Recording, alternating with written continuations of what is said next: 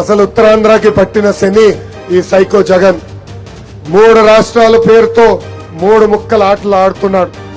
నేను ఇక్కడ మిమ్మల్ని అందరిని అడుగుతున్నా, ఉత్తరాంధ్రకు ఒక్క పరిశ్రమను తీసుకొచ్చాడా? ఒక్క ఉద్యోగం కల్పించాడా? ఇప్పుడు 500 కోట్ల రూపాయలు ప్రజల డబ్బు ఖర్చు పెట్టి ఏకంగా విశాఖపట్నంలో ప్యాలెస్ కట్టాడు ఈ సైకో జగన్.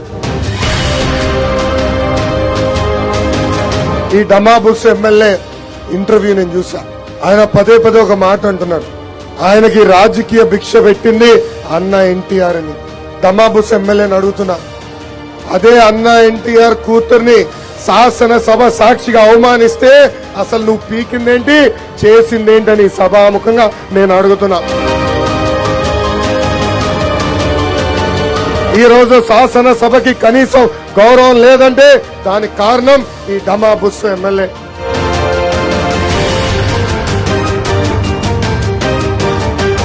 ఒక స్పీకర్ గా డమాబుస్ పనిచేస్తుంటే అసలు నియోజకవర్గ అభివృద్ధి ఎలా ఉండాలి?